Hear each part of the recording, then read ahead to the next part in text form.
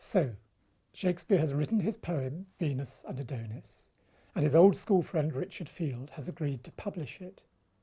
But there wasn't really much money to be made from publishing poetry. There never really has been, and there wasn't a fully commercial market in secular literature at this time. So the way in which a writer could make money out of poetry was patronage. That is to say, the writer would find a wealthy man or woman, usually an aristocrat, and ask them if they could dedicate their work to them. This would involve writing a very flowery introduction, a dedicatory epistle or letter, praising the patron for their great good taste, for their support for the arts, and for all their other qualities. In return for this, the writer would hope to be given a small payment, the idea being that from the aristocrat's point of view, it would look good to be supporting the creative arts. The other possibility that might come further down the line would be that the patronage of a particular work might lead to a more developed relationship with the patron. Perhaps having proved himself as a writer, the poet might get a job as a secretary or a tutor in the household of the patron. The patron that Shakespeare identified for Venus and Adonis was this man, the Earl of Southampton. Several writers were targeting Southampton at this time, 1593. They knew that he was about to come into his majority, to turn the age of 21, and they assumed that this would mean he would come into a great fortune and be able to give out all sorts of positions, to give something more than the guinea or so he might pay in return for a single dedication. We don't know the exact circumstances in which Shakespeare met Southampton, in which he got Southampton's agreement for the dedication of Venus and Adonis. There is some circumstantial evidence that what may have happened is that when the theatres were closed because of plague in the period 1593 to 94, Shakespeare might have spent some time in the Earl of Southampton's household at Titchfield, which is down on the south coast of England, in the county of Hampshire. Certainly, aristocrats would get out of town when there was an outbreak of plague, and it's possible that the relationship began there and that Shakespeare did indeed have some sort of a position, perhaps as some kind of secretary to Southampton. We just don't know. But Southampton was an extremely handsome, charismatic figure. This portrait is painted a number of years later, when he's been through a considerable trauma, but one can still see his long flowing locks and his air of fine chivalric demeanour. Some scholars believe that Shakespeare started writing his sonnets, addressing them to the Earl of Southampton. Perhaps Southampton is the fair youth, the beautiful boy described in the sonnets. Some even believe that there might have been a love affair between Southampton and Shakespeare. We certainly know from other evidence that Southampton was alleged to have bisexual tendencies. The portrait here shows Southampton confined in the Tower of London.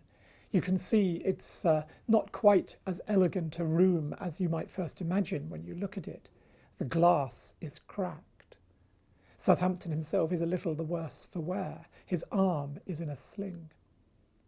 So what was Southampton doing in the Tower? Well, the answer is that he became very close to the Earl of Essex, who was Queen Elizabeth's favourite, and led the Elizabethan army against the rebels in Ireland. Southampton was his right-hand man on the Irish campaign. But then Essex and Elizabeth fell out. Essex attempted a coup d'etat. He marched against the Queen's court. Southampton was with him at the time.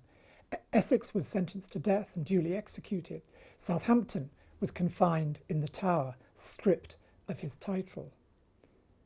When King James came to the throne in 1603, Southampton was released, and it's possible that this portrait was taken to around the time of his release, or soon after, to commemorate the time that he was in the tower.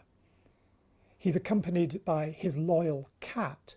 There's a story which dates, I think, from a later period, that this really was Southampton's cat who managed to find his way to the tower to go down a chimney and join his master.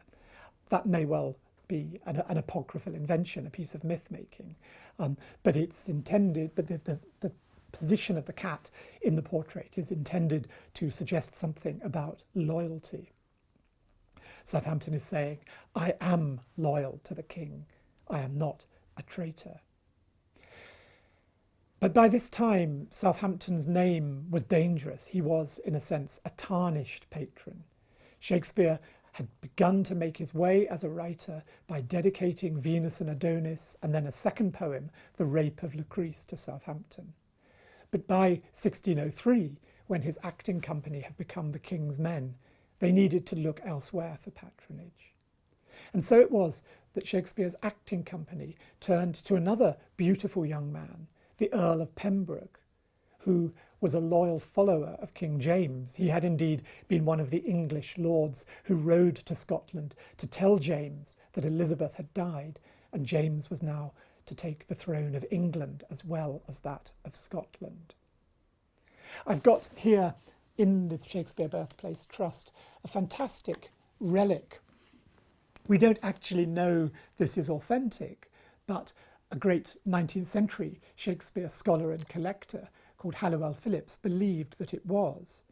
And it says on it, the hair of Pembroke, aged 20 years. It's quite fair. To what extent it's just faded in time, we don't know. But Pembroke was another beautiful youth. Those scholars who believe that Shakespeare's sonnets were written rather later in his career would say that they were for Pembroke, not Southampton, and that Pembroke was the fair youth. So what I might be holding in my hand here is a lock of the lovely boy's hair. It's an amazing thought. Regardless of whether the sonnets were written for Pembroke, there is no doubt that the Earl of Pembroke did provide patronage and support to Shakespeare's acting company. And this was to be of enormous importance after Shakespeare's death, because it was Pembroke and his brother, the Earl of Montgomery, who were the patrons for the great book, the First Folio, in which Shakespeare's plays were collected by his fellow actors. Without that book, half of Shakespeare's plays would never have survived. And that too has a dedicatory epistle. So the whole structure of both playwriting and the publishing of literature, whether poetry like Venus and Adonis or poetic plays like the works in the First Folio, depended on this bond, this relationship with the aristocracy. The higher reaches of society were enormously important for Shakespeare, even though he could write perfectly capably of ordinary people and with great insight of the corruption that can take place in the higher reaches of society. But he was always walking a tightrope. He didn't want to toady, to kowtow to his patrons, but he did know that he had to please them in his writing and his playwriting.